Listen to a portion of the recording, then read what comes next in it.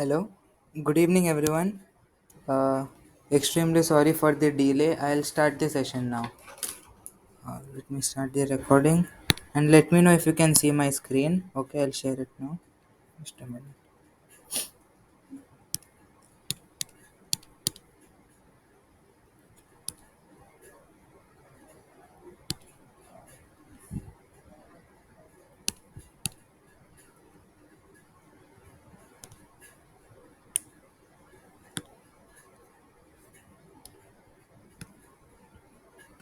Is my screen visible? Okay, I'll start. Hmm.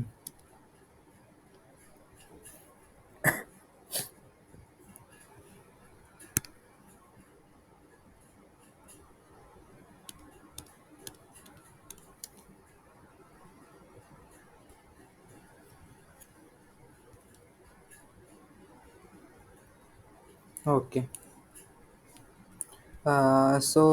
There was a question which we left in the previous class regarding which was the strongest oxidizing agent or reducing agent. हाँ that one will see but पहले इस बार के doubts ले लेते हैं. सो इस बार के ये रहे. Hmm so many of you pointed out doubts in this PDF. एक minute, let me close this. हाँ, डू लेट मी नो कि कौन से सवाल में डाउट था. कुछ स्टूडेंट्स ने पॉइंट आउट किया है तो I will first start with them. Okay, तो ये रहा पहला पहला सवाल. First question is question number 5. There is ये रहा. Okay, so which of the following cannot function. Okay, for today also आज भी हमें redox reactions का ही दिया गया है, but how many of you have started doing atomic नहीं, तीसरा चैप्टर. हाँ, atomic structure.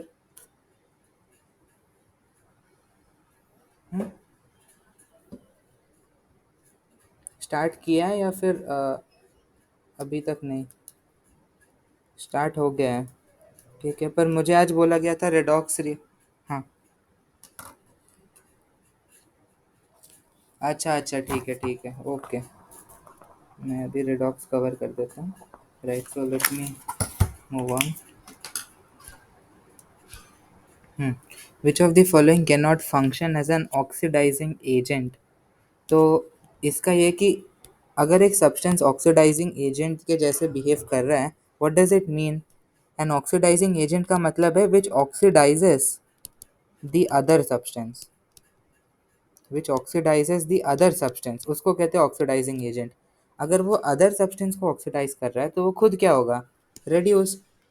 क्योंकि कोई भी रिएक्शन खाली रिडक्शन या खाली ऑक्सीडेशन से नहीं होगा. खाली ऑक्सीडेशन और खाली रिडक्शन से नहीं होने वाला. अगर होगा तो दोनों होगा. इसलिए सारे रिएक्शन, अगर रिएक्शन अगर या तो कुछ भी नहीं होगा, जैसे कि एसिड बेस रिएक्शंस ले लो. NaOH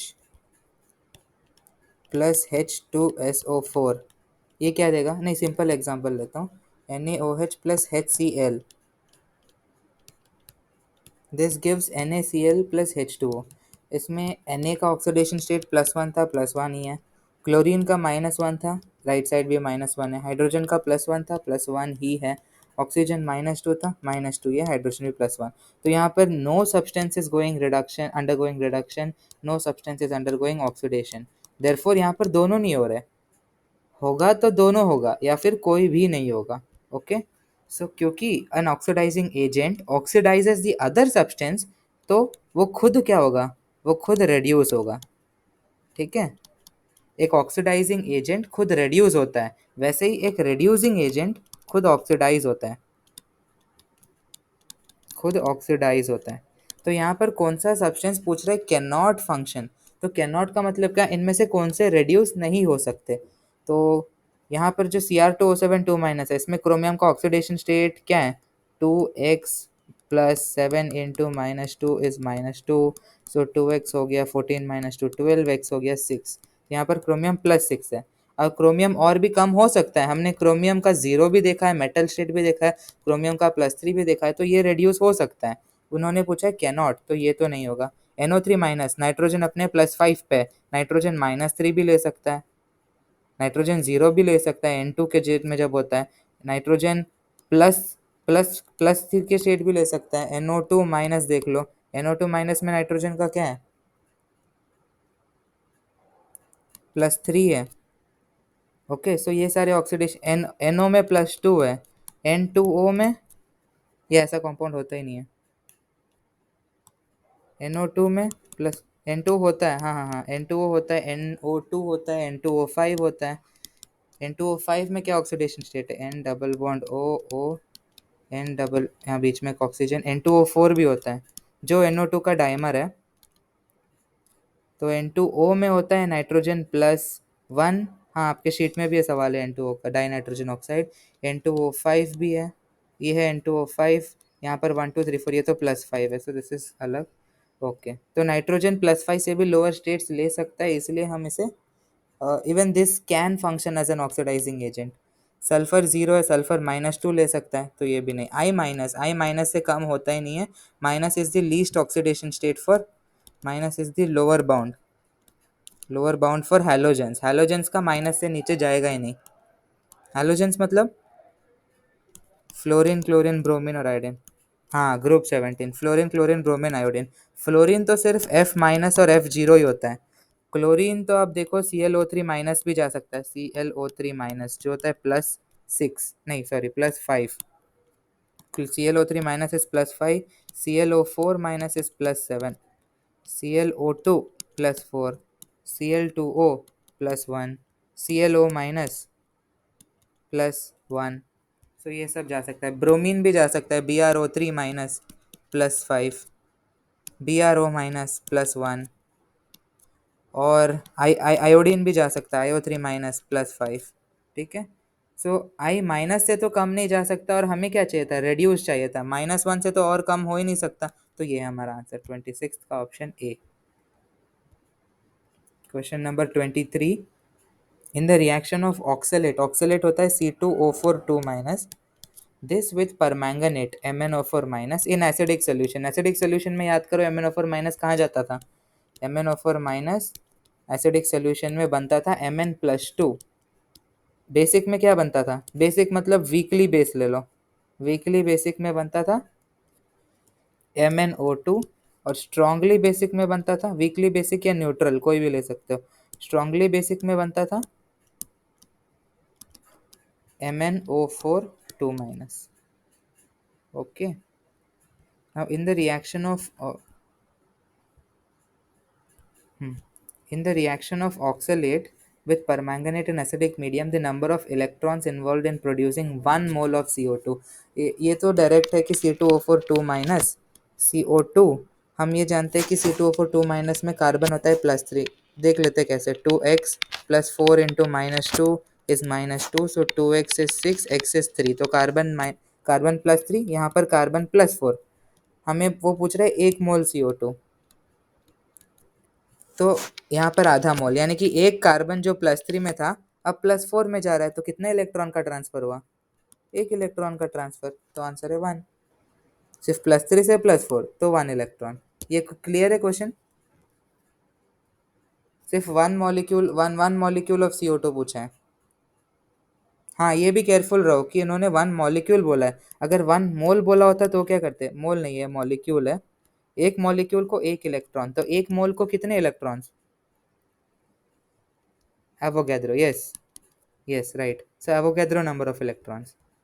परफेक्ट, तो ये जो वर्डिंग है इसका ध्यान रखना, 1 मॉलिक्यूल 1 इलेक्ट्रॉन होता है, या फिर ऐसे ही बोल सकते हो कि 1 मोल CO2 के लिए 1 मोल इलेक्ट्रॉन। Okay, perfect. ये देखो ऐसे सवाल होते हैं जो पिछली बार था, which is the strong oxidising agent. इसके बाद I will over to that question as well. ये देखो O2 to H2O, oxygen 0 to oxygen -2, ये है oxidation potential, oxygen 0 to oxygen, reduction potential, sorry, oxygen 0 से -2 जा रहा है मतलब रिड्यूस हो रहा है, तो ये उसका रिडक्शन पोटेंशियल है। यहाँ पर sulphur H2O8 2- to SO4 2-, Br2 to Br-, Au+3 to A, सबका रिडक्शन पोटेंशियल दे रखा है, रिडक्शन पोटेंशियल। अब पूछा है कि स्ट्रॉन्गेस्ट ऑक्सीडाइजिंग एजेंट कौन सा है, स्ट्रॉन्गेस्ट ऑक्सीडाइजिंग। अभी हमने देखा था जो स्ट्रॉन्ग ऑक्सीडाइजिंग एजेंट का काम क्या है, ऑक्सीडाइजिंग एजेंट दूसरे को ऑक्सीडाइज करता है। हाँ, तो इट सेल्फ रिड्यूसेस, वो खुद रिड्यूस होगा, वो खुद रिड्यूस होगा। तो स्ट्रॉन्गेस्ट ऑक्सीडाइजिंग एजेंट वो है जो इजीली रिड्यूस हो। इजीली रिड्यूस का मतलब उसका ई नॉट रिडक्शन हाई होगा, उसका रिडक्शन पोटेंशियल हाई होगा। इजीली रिड्यूस का मतलब उसका रिडक्शन पोटेंशियल हाई होगा। तो इनमें किसका रिडक्शन पोटेंशियल हाई है? इसका। तो आंसर है ऑप्शन सी। हम्म, क्लियर है? यस और नो, क्लियर है?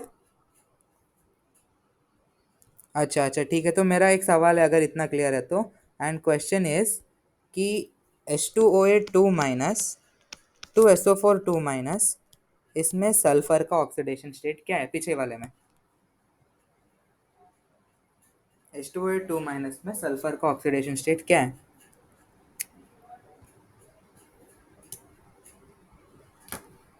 +7 कैसे? जो हम लॉजिक लगाते कि 2 × x -16 -2 से।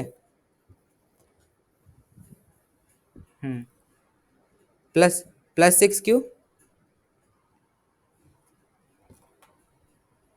हाईएस्ट +6 जाएगा। हाँ, तो ये अच्छा लॉजिक लगाया हो आपने। तो हाईएस्ट हमने सल्फर का +6 देखा था। अगर आप वैसे सोचे तो +6, तो फिर मैच क्यों नहीं हो रहा है कि यहाँ पर 2 6 -2 8 इज -2? ये तो गलत है। सॉरी, हाँ ये तो गलत है, मैच नहीं हो रहा है। इसका ये मतलब है कि सारे ऑक्सीजन जो है वो -2 वाले ऑक्सीजन नहीं है। मैं आपको इसका स्ट्रक्चर बताता हूँ। इसलिए हर बार डायरेक्टली फॉर्मूला से कई ठीक नहीं होता है हमारा ऑक्सीडेशन स्टेट। कुछ के कॉम्पाउंड्स हमें याद रखने पड़ेंगे। H2O2- एक बहुत ही स्ट्रॉन्ग ऑक्सीडाइजिंग एजेंट है। और यहाँ पर जो ऑक्सीडाइज, अब सोच रहे होगे कि यहाँ पर ऑक्सीजन देखो रेड्यूस हुआ था H2O2 to H2O में। Br2 to Br- में ब्रोमीन 0 से -1 गया था। Au+3 to Au में 3 to 0 हो गया था। यहाँ पर सल्फर +6 ही है, यहाँ पर भी +6 है। इसके अंदर जो ऑक्सीजन है ना, 8 ऑक्सीजन है, उनमें से 6 जो है वो O-2 है और 2 O-1 है। लेकिन यहाँ पर सारे के सारे -2 है, तो ये ऑक्सीजन जो है वो रिड्यूस हो रहा है, ना कि सल्फर। इसका ये एक चीज़ बहुत इंपॉर्टेंट है। H2O2- एक स्ट्रॉन्ग ऑक्सीडाइजिंग एजेंट है, लेकिन इसमें जो रिड्यूस हो रहा है ना, ड्यूरिंग इट्स ऑक्सीडाइजिंग बिहेवियर जो रिड्यूस हो रहा है वो ऑक्सीजन है, ना कि सल्फर। इसका स्ट्रक्चर देखो H2O2- का, O-O-, 3 2 6 7 8। हाँ, ये है H2O2- का स्ट्रक्चर। तो इसमें हम देखते हैं सल्फर का ऑक्सीडेशन स्टेट। यहाँ 2 बॉन्ड्स है, तो ऊपर -2 नीचे +2। यहाँ 2 बॉन्ड्स -2 +2, यहाँ एक, तो इधर +1, यहाँ पर एक, यहाँ +1, तो कितने हो गए कुल मिला के? सल्फर पे हो गए +6, 2 4 6। यहाँ पर भी 1 2 3 4 5 6 +6। ये ऑक्सीजन का होगा -2, ये -2 -2। लेकिन ये वाला क्योंकि ये दोनों सेम है तो काउंट नहीं होगा, जो आ रहा है लेफ्ट साइड से आ रहा है। -1 -1 -2 -2 -2। क्लियर है ये? तो ये जो लिंकेज है ना, इसे कहते हैं पेरोक्सी लिंकेज। इसे कहते हैं पेरोक्सी लिंकेज। याद करो पेरोक्साइड्स क्या था? पेरोक्साइड्स क्या था? O-1 जिस, हाँ H2O2 में वो है हाइड्रोजन पेरोक्साइड। वो हाइड्रोजन पेरोक्साइड, उसमें भी जो O2 होता है, O2 2- ऑक्सीजन माइनस, वहाँ पर भी ऐसा ही लिंक दिखने को मिलता है। तो जहाँ जहाँ भी आपको ऐसा लिंक मिलेगा याद रखना वो पेरोक्साइड है। ओके, यहाँ पर ऑक्सीजन जो होता है -1 होता है, राइट। तो हम एक और भी देखा था हमने, सुपर ऑक्साइड। वो बहुत ही रेयर होता है, तो इस पर ज़्यादा सवाल नहीं आएगा। -1/2 होता है उसका ऑक्सीडेशन स्टेट। कैसा दिखता है KO2? ऐसा दिखता है। ओके, रेयर कंपाउंड है, तो इतना ज़्यादा सोचने की ज़रूरत नहीं, बट हाँ KO2 होता है ऐसा। इसका +1, -1/2 इधर, -1/2 इधर, और क्या? हाँ O2F2, O2S, हाँ O2F2 और OF2। इसमें ऑक्सीजन -1, ये तो O+2 है। हाँ हाँ, अच्छा अच्छा, वेरी गुड वेरी गुड। आप एक्सेप्शन सारे सारे एक्सेप्शंस बता रहे हो अभी, राइट। बोलो इसमें क्या हुआ?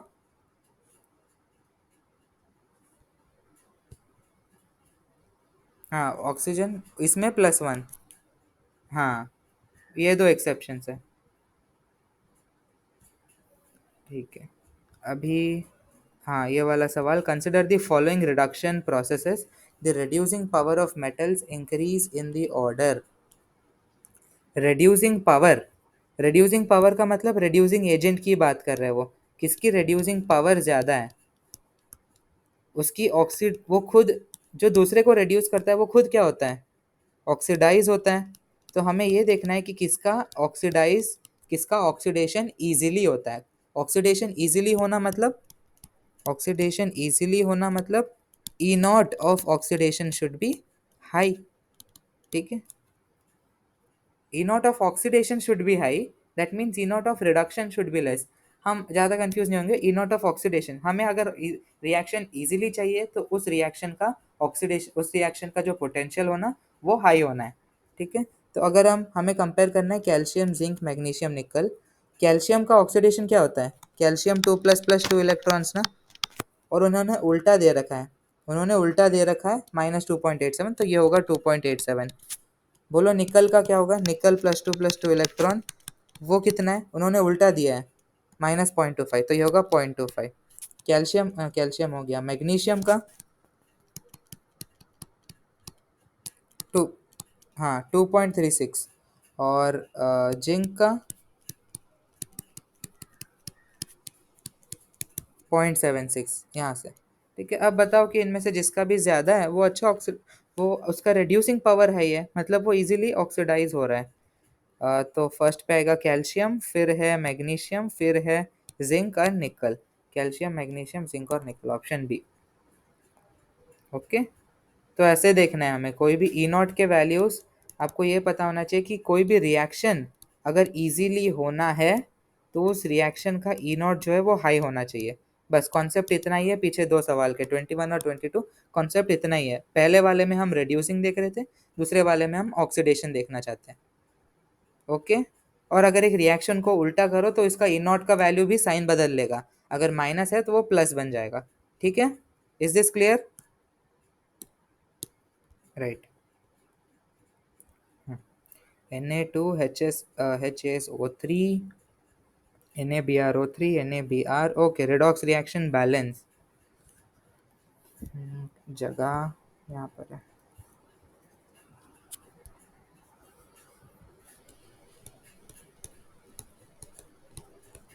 प्लस NaBrO3 प्लस HCl जो है वो मीडियम है, HCl जो है वो एक मीडियम है, तो मैं उसे H+ के रूप में लिखता हूँ उसका। ठीक है, लिख ही लेते हैं, बट याद रखना कि HCl यहाँ पर मीडियम है, एसिडिक मीडियम की तरह काम कर रहा है।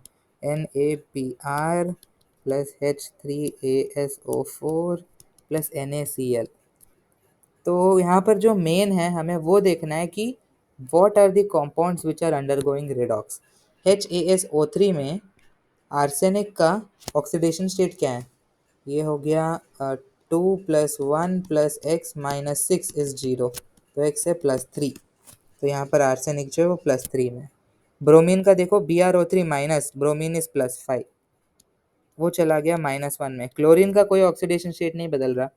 ASO4, ये ASO4 H3ASO4, तो 3+x-8 इज 0, तो ये है +5। ओके, अब ऑक्सीडेशन स्टेट्स लिख दिए, +3 to +5, ये हो रहा है ऑक्सीडाइज, और इसका एन फैक्टर क्या होगा, याद करो एन फैक्टर क्या होगा इस रिएक्शन का, 2 होगा, क्योंकि 2 ऑक्सीडेशन स्टेट का चेंज कितना है, 2। हाँ, और इसका +5 to -1 6 होगा, क्योंकि उसे 6 इलेक्ट्रॉन्स खाना पड़ेगा -1 आने के लिए। 5 - 6 इज -1। ओके, सो अभी ये 2 है तो ये 3 है, तीनों दोनों को इक्वल करना पड़ता है, तो हम इसे इंटू 3 कर देंगे, यानी कि इसे इंटू 3 कर दिए। राइट, तो और क्या बचा है हमारा मेथड, क्या था, 3 स्टेप्स थे। पहले ये कि एन फैक्टर दोनों का सेम करवाओ, दोनों का एन फैक्टर सेम करवाओ, पहले वो था। सेकेंड स्टेप था कि दोनों साइड पे चार्ज बैलेंस करो, लेकिन यहाँ पर तो कहीं भी चार्ज है ही नहीं, चार्जेस कहीं भी नहीं है, सारे न्यूट्रल कंपाउंड्स है, तो वो स्टेप हमारा गया। तीसरा स्टेप क्या था कि हाइड्रोजन्स और ऑक्सीजन्स उन सबको बैलेंस करो।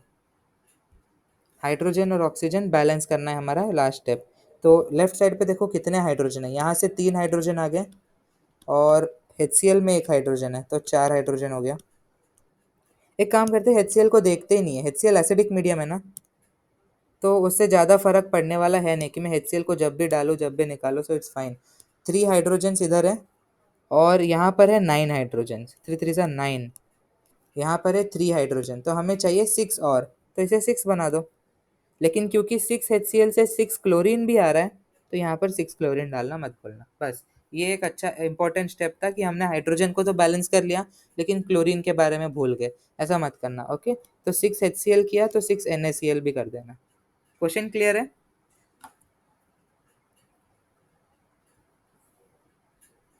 ऑक्सीजन हो जाएगा, देखना देखना ना।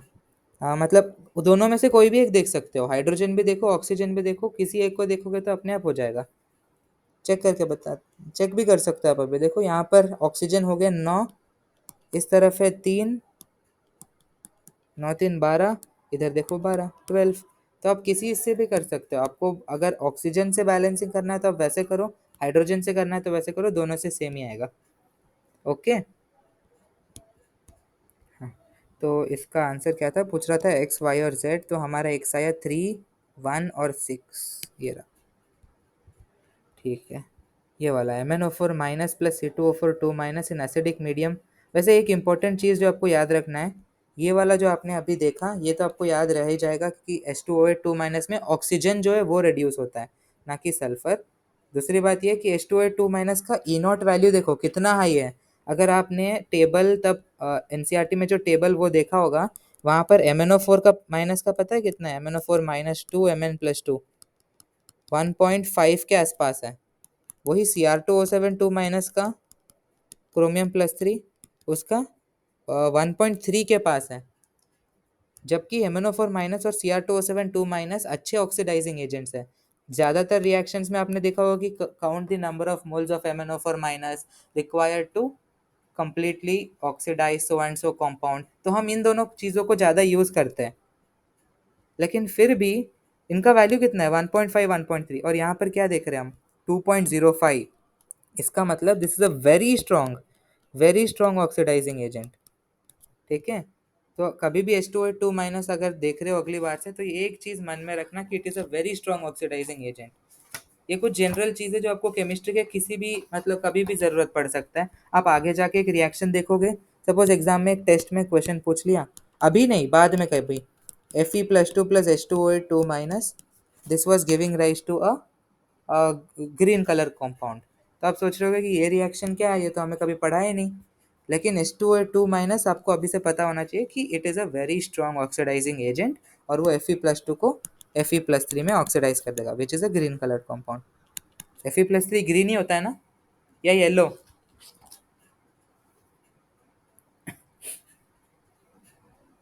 कुछ कलर्स जैसे देयर वाज अ स्टूडेंट जो पूछ रहे थे कि how to remember colours.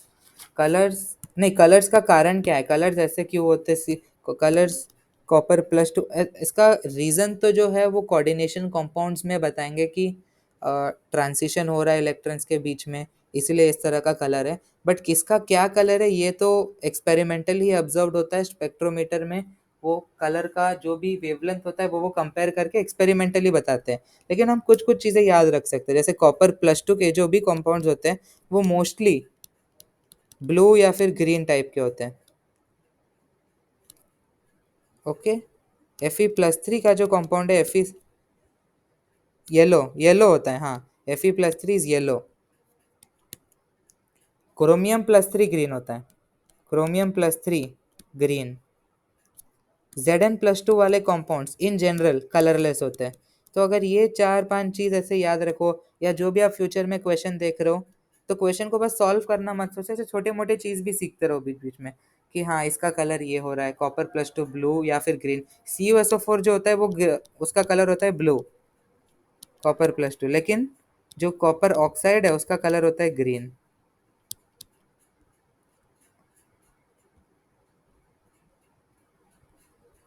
Copper oxide green है, कॉपर ऑक्साइड ब्राउन होता है।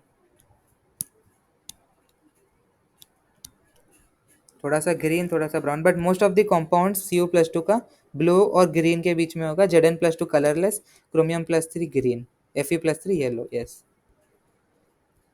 हाँ, MnO4 minus plus C2O4 2 minus ZH plus Mn+2 CO+। Okay, तो यहाँ पर मैंगनीज था +7 में,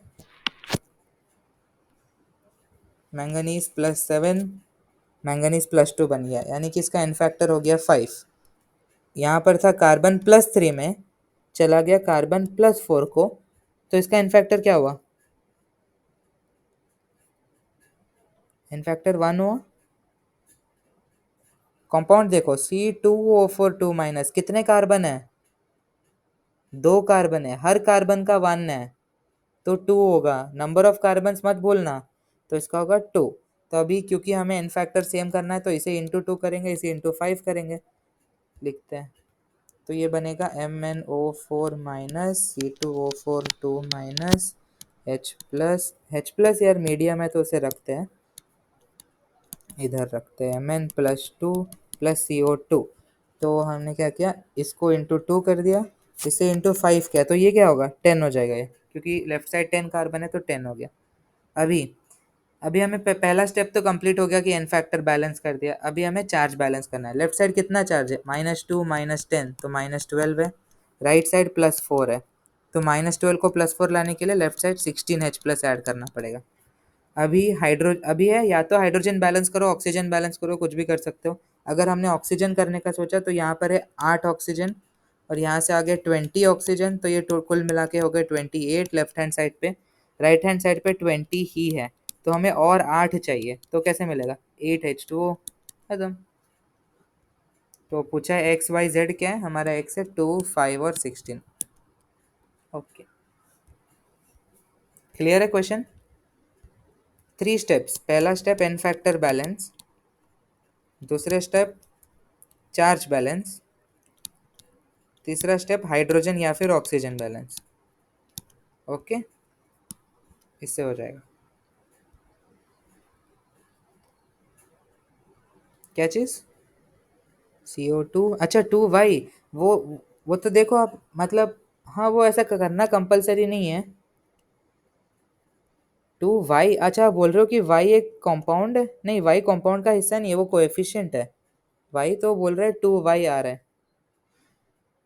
निकाल लिए है ना। XYZ होता है MnO4 माइनस और इनका कोएफिशिएंट, निकाल तो लिया है कि X है 2, Y है 5, Z है 16। वो उन्होंने इसलिए दिया है ताकि बेसिक बैलेंसिंग हो जाए। इतना तो पता ही है कि Mn अगर लेफ्ट साइड पे x है तो राइट साइड पे x होगा। अगर लेफ्ट साइड पे C2O4 2y कार्बन है तो राइट साइड पे भी 2y कार्बन होगा। राइट साइड पे लेफ्ट साइड पे अगर HZH है तो यहाँ पर Z/2 होगा। तो बस वैसा ही करा है उन्होंने। ओके,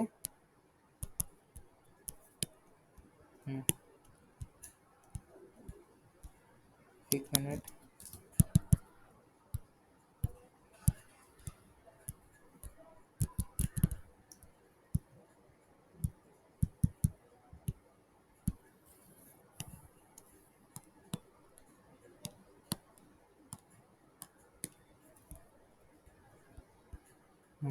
ओके, सो क्लियर है क्वेश्चन? ये वाई एक्स और ये जो दिया है उन उससे हमें ज़्यादा कुछ यूज़ हो नहीं रहा है। वो बस इतना ही बोल रहे हैं कि यहाँ पर अगर जेड एच है तो यहाँ पर Z/2 होगा, वो तो हमें भी पता है।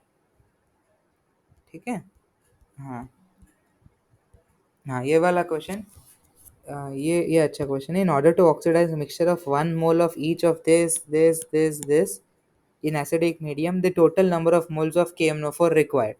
ठीक है, तो अभी बताओ KMnO4 जो है वो इन चारों को ऑक्सीडाइज करना है। तो इक्विवेलेंट का जो कॉन्सेप्ट बताया था मैंने पिछली बार कि equivalents of KMnO4 should be equal to equivalents of FeC2O4 plus equivalents of Fe2C2O4 thrice plus equivalents of FeSO4 plus equivalents of Fe2SO4 thrice. ये ओके है क्योंकि उसको सबके साथ रिएक्ट करना है। FeC2O4 को इसके साथ भी करना है, इसे भी इसके साथ करना है, इसके साथ भी करना है, इसके साथ करना है। ये क्लियर है? ऐसा क्यों लिखा मैंने?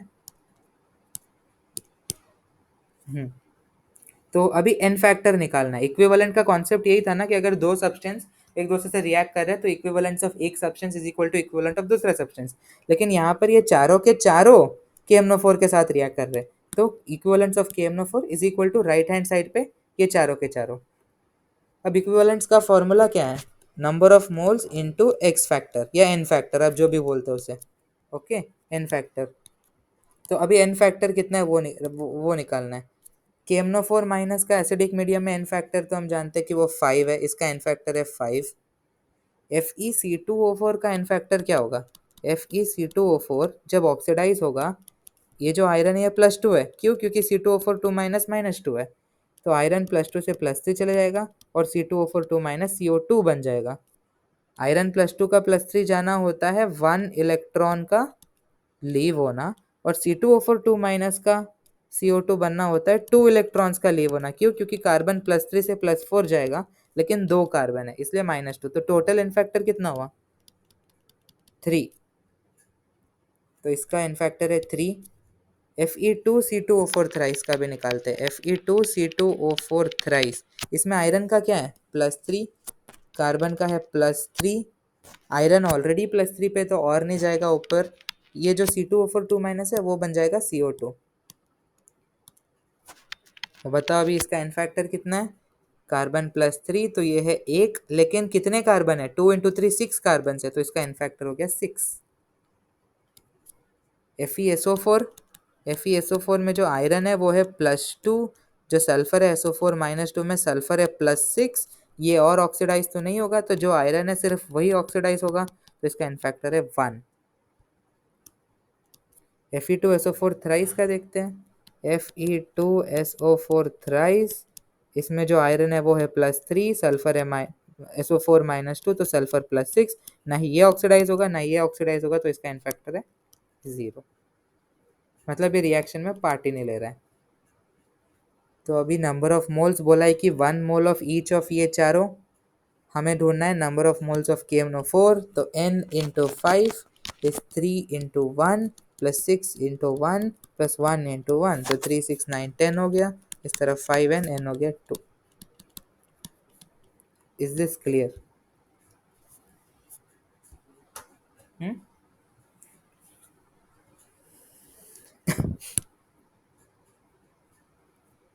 बोलो,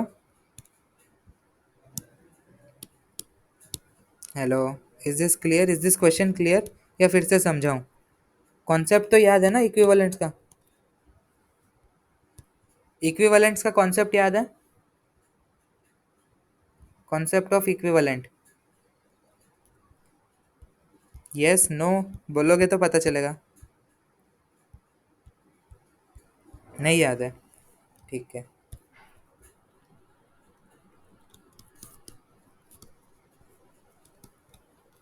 अगर एक रेडॉक्स रिएक्शन हो रहा है, और अगर एक रेडॉक्स रिएक्शन हो रहा है, एक, और जो सब्सटेंस है ए वो एक ऑक्सीडाइजिंग सब्सटेंस है, और जो सब्सटेंस है बी वो है रिड्यूसिंग सब्सटेंस है, ओके, या फिर ऐसा ले लो, एक ऑक्सीडाइजिंग एजेंट है दूसरा रिड्यूसिंग एजेंट है, तो ये जब एक दूसरे से रिएक्ट करेंगे, अगर हम चाहते हैं कि रिएक्शन कंप्लीट हो, for complete reaction number of moles of A, नहीं, फॉर अ कंप्लीट रिएक्शन हम बोलते हैं कि equivalents of A should be equal to equivalents of B.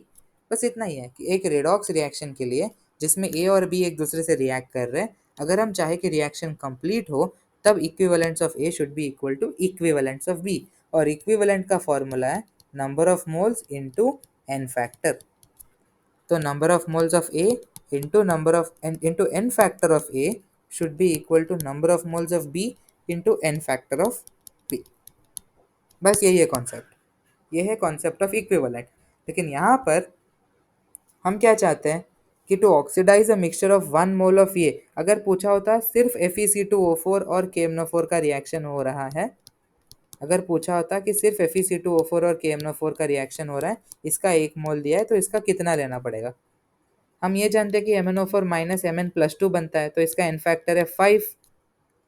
यहाँ पर FeC2O4 जो है वो आयरन जाता है +3 को, कार्बन जाता है CO2+4 को, तो Fe का हो गया इन फैक्टर 1, इसका हो गया इन फैक्टर 2, तो टोटल हो गया इसके तरफ से 3।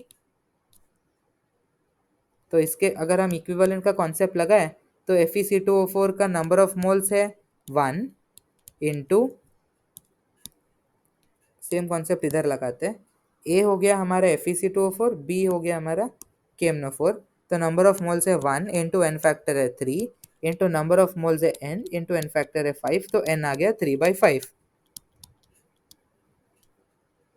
यहाँ ये तब जब एक ही के साथ रिएक्ट कर रहा हो, लेकिन यहाँ पर चारों के साथ रिएक्ट कर रहा है तो हम चार अलग अलग बार करेंगे कि इक्विवेलेंट्स ऑफ KMnO4। इस बार हम करेंगे इक्विवेलेंट्स ऑफ Fe2C2O4 थ्राइस। इसके साथ करेंगे एक आंसर आएगा, दूसरे तीसरे वाले के साथ करेंगे एक आंसर आएगा, चौथे वाले के साथ करेंगे एक आंसर आएगा, चारों आंसर को ऐड करोगे तब भी आंसर 2 आएगा। मैं इतना नहीं लिख के सब अगर एक ही साथ लिख दो तो भी सेम आंसर आ रहा है। ओके, द नंबर ऑफ, अगर दो प्रोडक्ट एक दूसरे के साथ रिएक्ट कर रहे हैं, ऐसा है कि ए जो है, अगर ए, मैं क्या बोला था, अगर ए बी के साथ रिएक्ट करे, अगर ए, अरे अगर ए बी के साथ रिएक्ट करे तो equivalents of A is equivalents of B. लेकिन अगर ए सी के साथ भी रिएक्ट कर रहा है तो equivalents of A is equivalents of C. लेकिन अगर एक मिक्सचर में बी भी है सी भी है जो एक दूसरे के साथ रिएक्ट नहीं कर रहे और उसको मैंने ए डाल दिया, तो ए तो दोनों के साथ कर रहा है, तो equivalents of A is equal to equivalents of B plus equivalents of C. यहाँ पर वही चल रहा है कि equivalents of KMnO4 equivalents of this plus this plus this plus this. Okay, n factor निकालने में कोई प्रॉब्लम कि इनका एन फैक्टर कैसे निकला? कॉन्सेप्ट ऑफ इक्विवेलेंट तो ये है, एन फैक्टर कैसे निकला उसमें कोई प्रॉब्लम?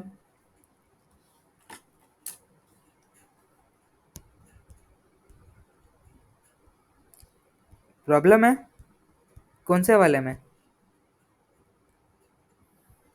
किस कंपाउंड का? फर्स्ट वाला FeC2O4। तो आप मुझे अपना प्रॉब्लम बताते रहो, I will guide you in that way. FeC2O4, इसमें आयरन का बताओ ऑक्सीडेशन स्टेट।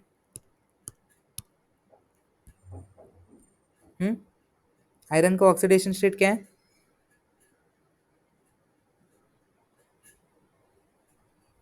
+2। कार्बन का?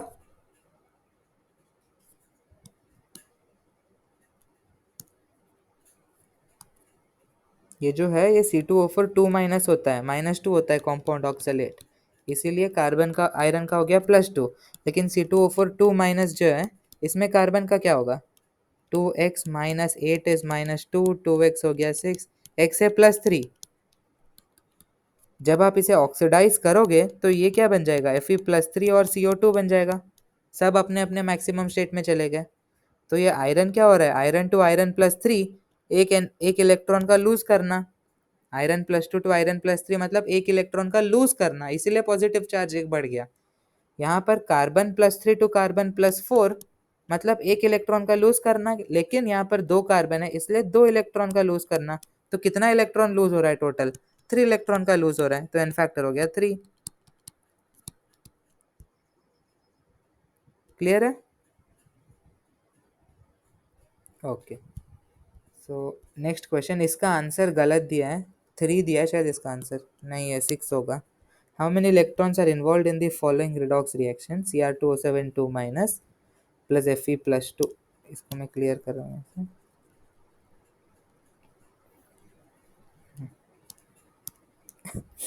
Cr2O7 2- में क्रोमियम, क्रोमियम जो होता है वो है +6, जा रहा है क्रोमियम +3 में, क्या हो गया एन फैक्टर इसका? 3। Fe+2 टू Fe+3, इसका एन फैक्टर क्या होगा? हाँ, अभी एन फैक्टर से लिखने पे नहीं होगा क्योंकि यहाँ पर 3 कंपाउंड है, तो अभी से ये लिखना पड़ेगा कि कौन सा ऑक्सीडाइज हो रहा है और कौन सा रेड्यूस हो रहा है। हम प्लस और माइनस के टर्म्स में लिखते हैं कि यहाँ पर क्रोमियम +6 को क्रोमियम +3 में जाने के लिए 3 इलेक्ट्रॉन्स खाना पड़ेगा, समझ रहे हो ना? 6 + 3 इलेक्ट्रॉन इज +3। कैसे? इलेक्ट्रॉन का चार्ज होता है नेगेटिव, तो 6 - 3 बन गया 3। अभी आयरन +2 को +3 में जाने के लिए एक इलेक्ट्रॉन लूज करना पड़ेगा, -1 इलेक्ट्रॉन। C2O4 2 - 2 CO2 -2 electron.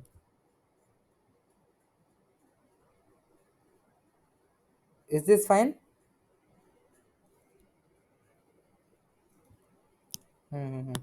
आई सी नो। ओके, तो इसका तो ये जो ट्रांसफर नंबर ऑफ इलेक्ट्रॉन्स कितने ट्रांसफर होंगे, 3 इलेक्ट्रॉन। ये जो 3 इलेक्ट्रॉन लूज कर रहे हैं वही ये 3 इलेक्ट्रॉन्स खा रहा है, इसलिए 3 होगा आंसर। हाँ तो मैंने गलत देखा था ये। और जस्ट अ मिनट, नहीं नहीं नहीं, ओके यहाँ पर क्रोमियम कितने हैं, 2 क्रोमियम है। यहाँ पर 2 क्रोमियम, उन्होंने बैलेंस रिएक्शन नहीं दिया है। यहाँ पर 2 क्रोमियम है, तो ये +3 नहीं, ये +6 होगा। +3 नहीं, +6 होगा। तो क्रोमियम, ये क्रोमियम कितना, ये इसको बोलते हैं रिडक्शन। तो हमारे रिडक्शन में 6 इलेक्ट्रॉन्स है, पर हमारे ऑक्सीडेशन में कितने इलेक्ट्रॉन्स है, 1 + 2, 3 इलेक्ट्रॉन है। तो हमें जो लेना है, हमें 3 नहीं लेना है, हमें उसका क्या बोलते हैं, एलसीएम लेके लेना है। जैसे अभी तक हम एन फैक्टर को बैलेंस करते थे, एक में अगर 2 आया, एक में 5 आया, तो इसे × 5 × 2 कर देते थे, एलसीएम लेते थे। वैसे इसमें भी आपको एलसीएम लेना है, इसे × 2 कर देना और बोलने के आंसर 6 है। Number of electrons transferred is 6। ठीक है।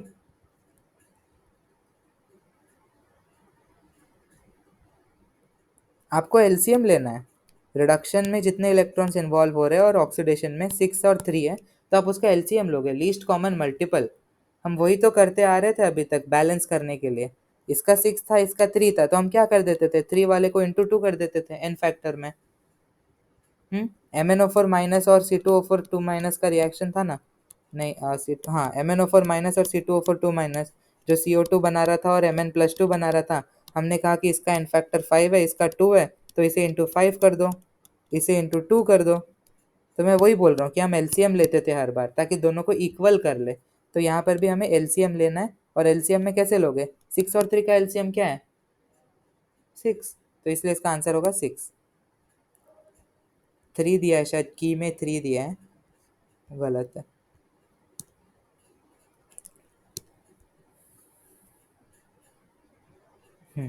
Fe+2 + H2O2। अच्छा, तो ये H2O2 के रिएक्शंस, आपको ये पता है कि H2O2 can act as both reducing and oxidising agent. क्यों, why can it act as both reducing and oxidising agent, why? Oxygen का ऑक्सीडेशन स्टेट यहाँ पर -1 होगा,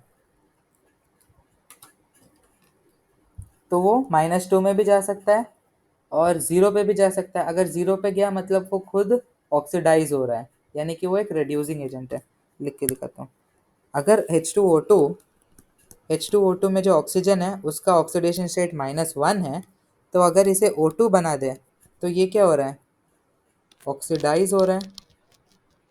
अगर इसे H2O बना दे जिसमें O-2 है, तो ये रिड्यूस हो रहा है। खुद का ऑक्सीडाइज होना मतलब रिड्यूसिंग एजेंट, खुद का रिड्यूस होना मतलब ऑक्सीडाइजिंग एजेंट।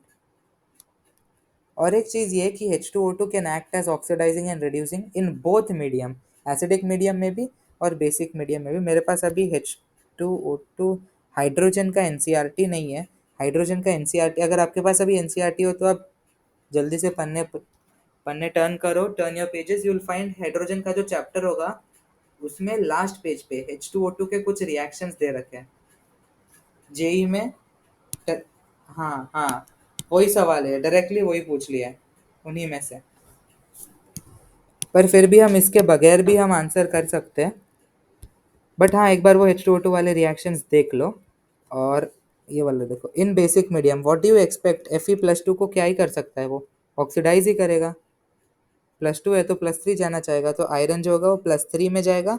और क्योंकि आयरन +3 में जा रहा है मतलब आयरन ऑक्सीडाइज हो रहा है। अगर आयरन ऑक्सीडाइज हो रहा है तो H2O2 को रिड्यूस होना पड़ेगा, और अगर रिड्यूस हुआ तो क्या बनेगा, रिड्यूस हुआ तो बनेगा H2O। तो ठीक है, अभी हमें हमारा काम है कि हमें बैलेंस करना है। पहले हम रिएक्शन फिल कर लेते फिर बैलेंस करेंगे। ये वाला देखो, MnO4 minus plus H2O2, obviously Mn+2 में जाएगा। अगर Mn+2 में जा रहा है तो मतलब MnO4 रिड्यूस हो रहा है, तो H2O2 को ऑक्सीडाइज होना पड़ेगा, और अगर ये ऑक्सीडाइज हुआ तो बनेगा H2O, नहीं O2। बचा क्या कंपाउंड, हाइड्रोजन का कहीं तो कहीं इस्तेमाल करना है ना, H2O। हाइड्रोजन का कुछ नहीं हो रहा है तो हाइड्रोजन अपने +1 पे रहेगा, इसलिए उसे H2O। अब इसे बैलेंस करके देखते हैं। पहला वाला आयरन +2 प्लस H2O2 क्या दे रहा था, iron +3 plus H2O। N factor निकालते हैं। Iron +2 to iron +3, n factor is 1। H2O2 to H2O, O -1 से -2 तक गया तो इसका एन फैक्टर हुआ, क्या हुआ एन फैक्टर इसका, 1। सोच लो कितने ऑक्सीजन है,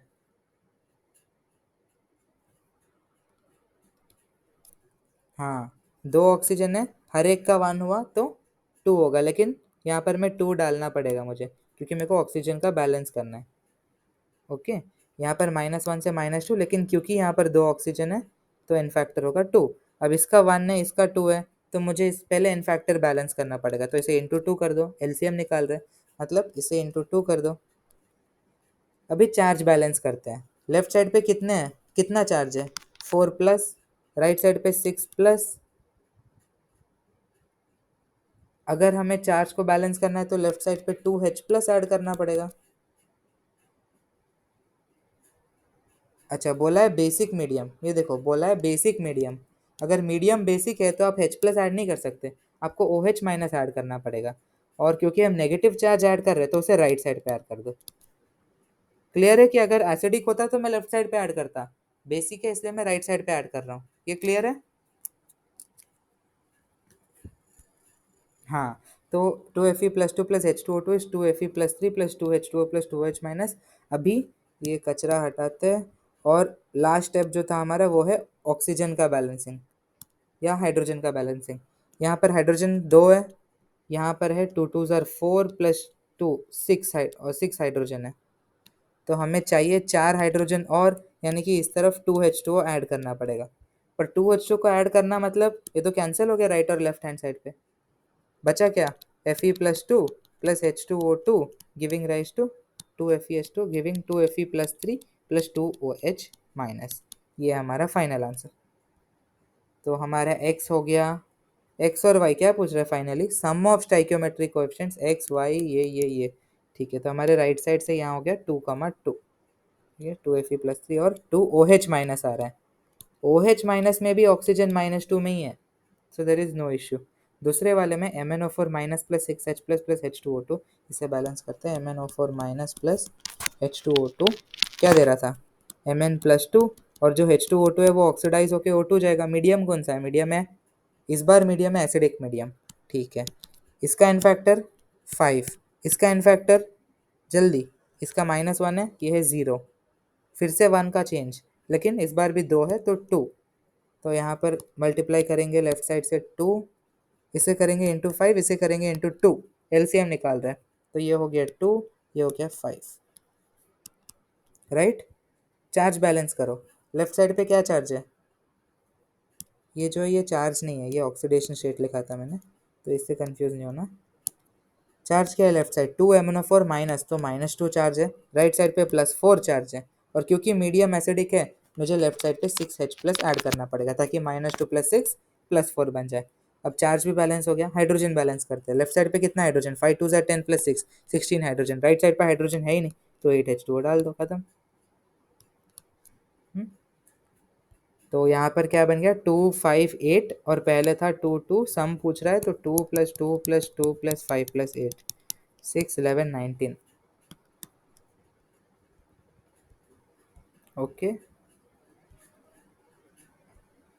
Which of the following chemical reactions depict the oxidizing behavior of H2SO4? Oxidizing behaviour of H2SO4, लेकिन यहाँ पर क्लोरीन जो है वो खुद -1 से -1 ही गया है, तो कहाँ का ऑक्सीडाइजिंग, ऑक्सीडाइजिंग मतलब दूसरे को ऑक्सीडाइज करना ना। यहाँ पर देखो ये जो फॉस्फरस था और ये जो क्लोरीन है, P+5 chlorine -1, POCl3 x -2 -3 x अभी भी 5 है, SO2Cl2, अच्छा ये तो अलग है, फॉस्फोरस अभी भी नहीं बदला तो ये भी नहीं। तीसरे में देखो आयोडीन -1 था, लास्ट को हो गया 0, तो ये हो गया ऑक्सीडेशन स्टेट इसका बढ़ गया, मतलब ऑक्सीडाइज। तो ये ऑप्शन सही है। यहाँ पर कैल्शियम +2 था, अभी भी +2 ही है, तो ये भी नहीं। Okay, oxidizing behaviour of H2SO4। In a reaction, 4 moles of electrons are transferred to 1 mole of HNO3 when it acts as an oxidant.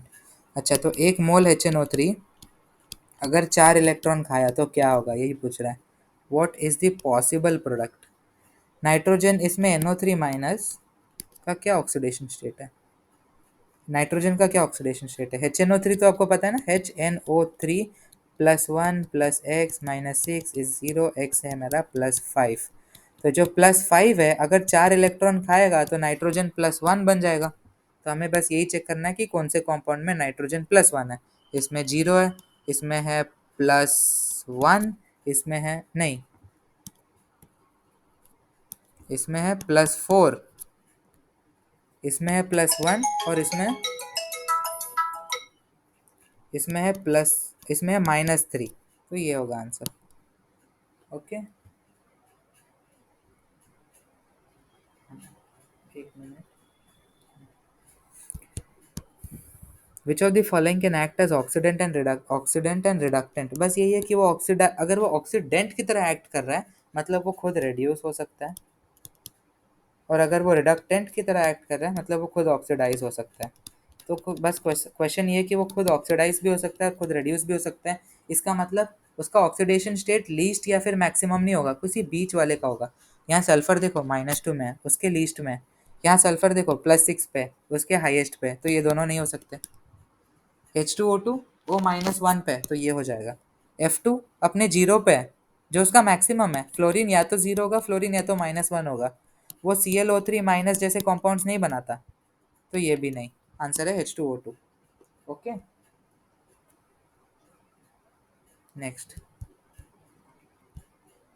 हाँ, ये अच्छा सवाल है। इसमें स्पेक्टेटर आयंस वाला कॉन्सेप्ट आता है।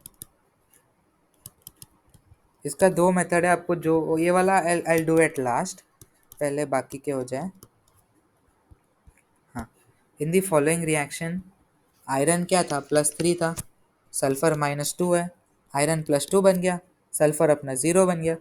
अब देख के ही पता चल रहा है कि आयरन +3 to +2 मतलब रेड्यूस हो गया, सल्फर -2 से 0 मतलब ऑक्सीडाइज हो गया।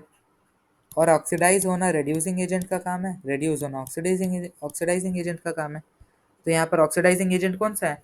FeCl3। Oxidize FeCl3 and H2S are oxidized? No, FeCl3 is reduced and H2S is oxidized. FeCl3 is oxidized, नहीं गलत, दोनों गलत। तो ऑप्शन ए सही है। ये समझने में किसी को कोई प्रॉब्लम? ये कॉन्सेप्ट कि कैसे हुआ, क्या हुआ, ये बेसिक है, बहुत बेसिक सवाल है।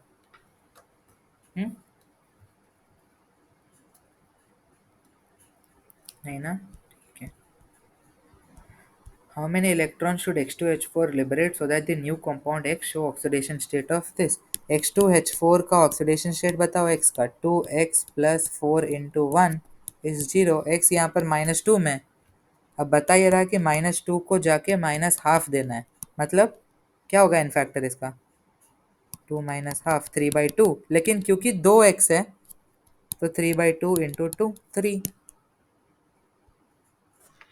x -2 से x -½ जा रहा है, मतलब उसे 3/2 इलेक्ट्रॉन्स लीव करना पड़ेगा। चार्ज बैलेंस हो रहा है कि नहीं देखो, -2 इज -1/2 -3/2, हाँ -2। और अगर एक x-2 को 3/2 इलेक्ट्रॉन लीव करना पड़ रहा है, तो यहाँ पर जो 2x है उसे 3/2 × 2 3 इलेक्ट्रॉन लीव करना पड़ेगा। ओके,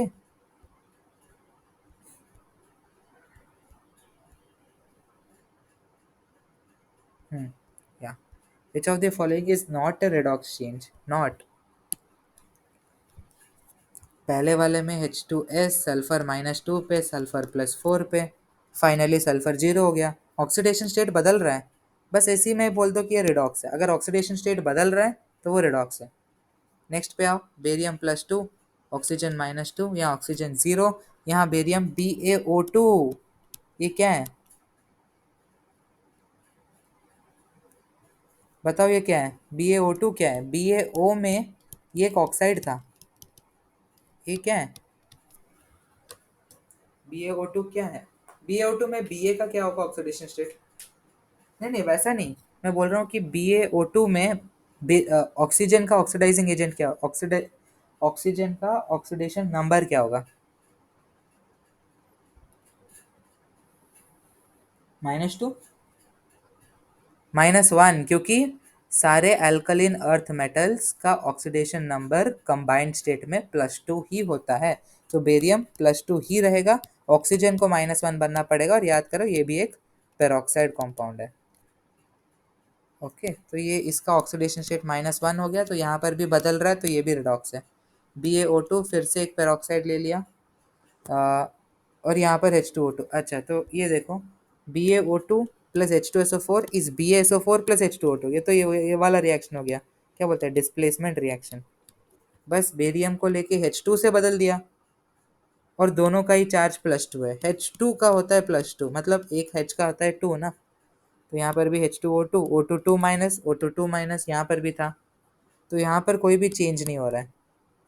चौथे वाले में ClO3 माइनस था जो +5 पे था, और ये -1 में चला गया, तो ये भी रिडॉक्स है। तो इसका आंसर है +3, सॉरी थर्ड, थर्ड वाला।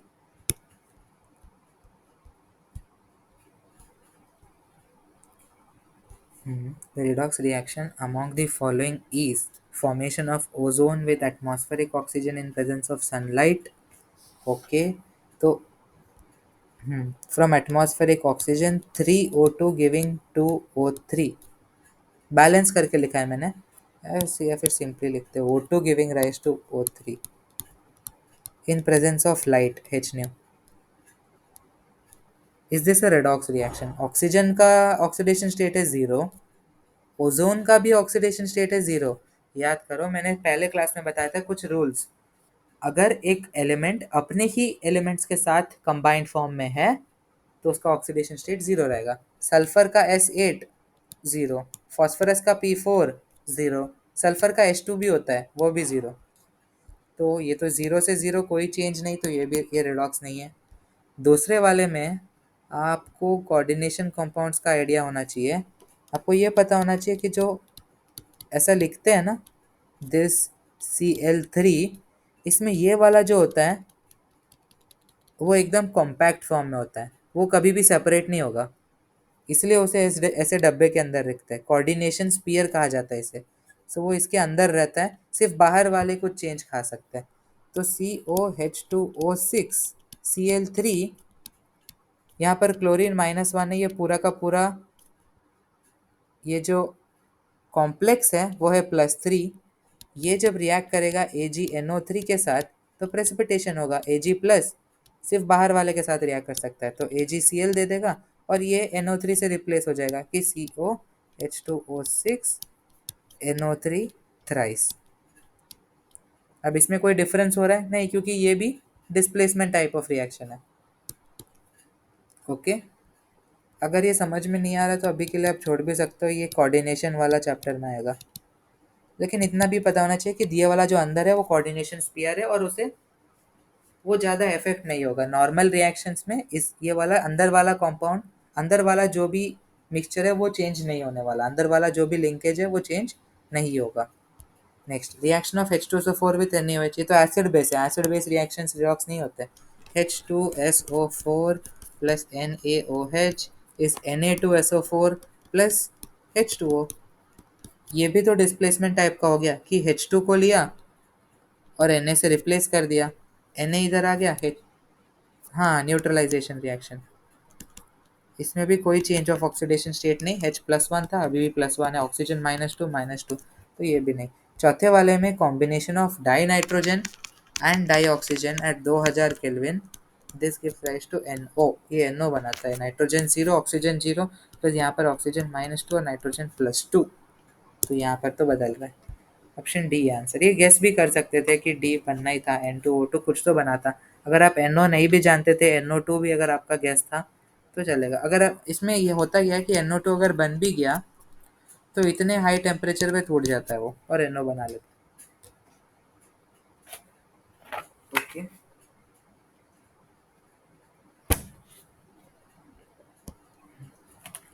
Copper becomes green when exposed to moist air for a long period. Why is this? Okay. Moist air बोला, मॉइस्ट मतलब वाटर वेपर भी है। एयर में क्या क्या होता है? O2, H2O होता है, और एयर में CO2 भी तो होता है। तो अगर H2O और O2 के साथ मिला तो CuOH ट्वाइस बना लिया, और क्योंकि CO3 भी है तो CuCO3 भी बना लिया। अब दोनों बन रहा है। ये जो कंपाउंड होता है ना, इसे कहते हैं हाइड्रोक्साइड, कॉपर हाइड्रोक्साइड। CuCO3 को कहते हैं कॉपर कार्बोनेट। लेकिन अगर दोनों हो तो उसे कहते हैं बेसिक कार्बोनेट। बेसिक यहाँ से और कार्बोनेट यहाँ से, अगर दोनों का मिश्रण हो तो उसे कहते हैं बेसिक कार्बोनेट, और उसी टर्म का यूज किया है पेपर में। ओके। तो ये एक चीज मतलब पता होना चाहिए कि कॉपर, पहली बात तो कॉपर जब मॉइस्ट एयर के प्रेजेंस में हाइड्रोक्साइड भी बना लेगा, कार्बोनेट भी बना लेगा, और दोनों के मिक्सचर को कहते हैं बेसिक कार्बोनेट। ओके। अगर अलग अलग सा है तो कॉपर हाइड्रोक्साइड कहते हैं, लेकिन अगर दोनों मिलके तो उसे कहते हैं बेसिक कार्बोनेट। और मैंने कहा था कॉपर प्लस 2 कंपाउंड्स का कलर जनरली ग्रीन होता है। Okay. Now several blocks of magnesium are fixed to the bottom of a ship. What is the reason? Make the ship lighter, prevent puncturing. ये सब comedy वाले option है, तो B होना ही था। लेकिन अगर इसको समझा दूं तो ऐसा है कि मैग्नीशियम और जिंक आपने पढ़ा होगा, इन्हें सैक्रिफिशियल मेटल्स कहते हैं। इन्हें सैक्रिफिशियल मेटल्स कहते हैं। क्यों कहते हैं? क्योंकि ये आयरन आयरन का रस्टिंग प्रिवेंट करता है। कैसे करता है? मान लो ये आयरन का आपका सब्सटेंस है, आयरन का जो गेट होते हैं उन पे मैग्नीशियम का कोटिंग होता है। कुछ आयरन के गेट्स पे, ये आयरन है, उस पर अगर आपने मैग्नीशियम का एक लेयर डाल दिया, उस पर अगर आपने मैग्नीशियम का एक लेयर डाला, तो आपको अगर रिएक्टिविटी सीरीज याद हो तो मैग्नीशियम और जिंक आयरन के ऊपर होते हैं। मैं एक बार रिएक्टिविटी सीरीज लिख देता हूँ। बट ओके, मैग्नीशियम और जिंक अगर आप याद करो वो आयरन के ऊपर है। तो अगर पानी आया या ऑक्सीजन आया रिएक्ट करने के लिए, तो वो सबसे पहले मैग्नीशियम को प्रेफर करेगा, क्योंकि मैग्नीशियम ज़्यादा रिएक्टिव है। तो मैग्नीशियम को अगर प्रेफर किया तो मैग्नीशियम चोट खाएगा, और लेकिन आयरन बच जाएगा। ओके। मतलब मैग्नीशियम अपने आप को सैक्रिफाइस कर रहा है आयरन को बचाने के लिए, इसलिए उन्हें कहते हैं सैक्रिफिशियल मेटल्स। तो कॉन्सेप्ट क्या है सैक्रिफिशियल मेटल के पीछे? कि पुट अ लेयर और coat the substance with a substance which is more reactive than it. Okay. ये है कॉन्सेप्ट कि उससे ज्यादा रिएक्टिव वाले सब्सटेंस को उस पर अगर कोट कर दिया तो वो मेटल कोरोजन हो या रस्टिंग होने से बच जाएगा। आयरन से ज़्यादा रिएक्टिव मैग्नीशियम और जिंक, और दूसरे भी है, लेकिन ये दोनों को ज़्यादा यूज़ करते हैं जनरली। इन दोनों को यूज़ करते हैं एज सैक्रिफिशियल मेटल्स। तो अगर कल को एग्जाम में आया कि अगर आपके पास एक टिन का वेसल है, टिन का वेसल है, और कुछ ऑप्शंस दिए गए और ऐसा है कि आपके पास टिन का वेसल है और आपका टिन का वेसल करोजन, उसका किन टिन के वेसल का करोजन होने वाला है, तो आप उसे प्रिवेंट कैसे करोगे? आप किसका लेयर बनाओगे? उस पर कुछ ऑप्शंस दे देगा, तो इस पे भी सेम कॉन्सेप्ट लगाओगे। Those compounds which are more reactive than tin, उससे कोटिंग करोगे। तो मैं आपको ऑर्डर दे देता हूँ। लिथियम सबसे ज़्यादा रिएक्टिव है, फिर आता है calcium, magnesium, aluminium, zinc, iron, tin, lead, copper, silver, gold. Okay. तो ये है increasing order of reactivity, right? Lithium, calcium, magnesium, aluminium, zinc, iron, tin, lead, copper, silver, gold. Tin के ऊपर देखो क्या क्या है, आयरन है, जिंक है, एल्यूमिनियम, मैग्नीशियम। तो इनमें से किसी का भी कोटिंग लगा सकते हो। ओके। लेकिन लेड का नहीं लगा सकते, कॉपर का नहीं लगा सकते, सिल्वर का नहीं, और गोल्ड का नहीं। कॉन्सेप्ट क्लियर है कोटिंग के पीछे, सैक्रिफिशियल इलेक्ट्रोड्स के पीछे? Very good.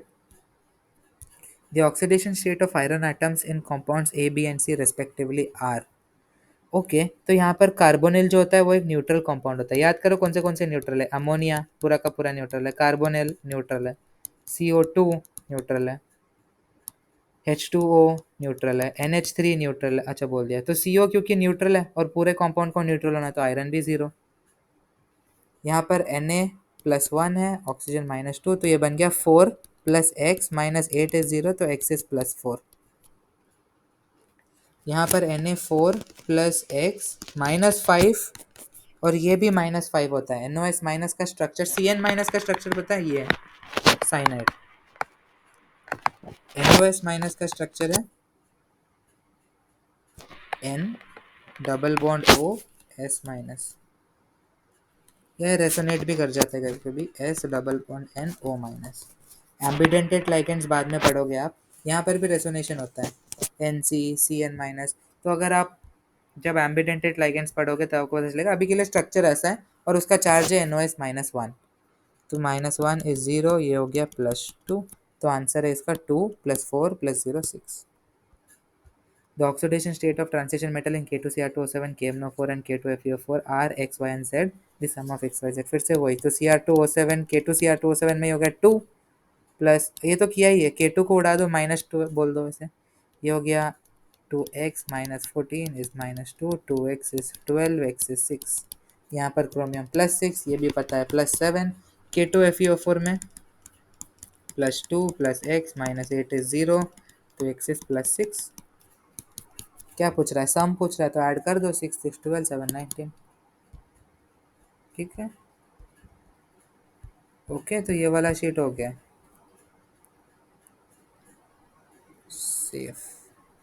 राइट, बचा क्या था पिछली बार से, ये भी हो गया। इस PDF में और किसी को कोई डाउट, जल्दी बोलो। कौन सा?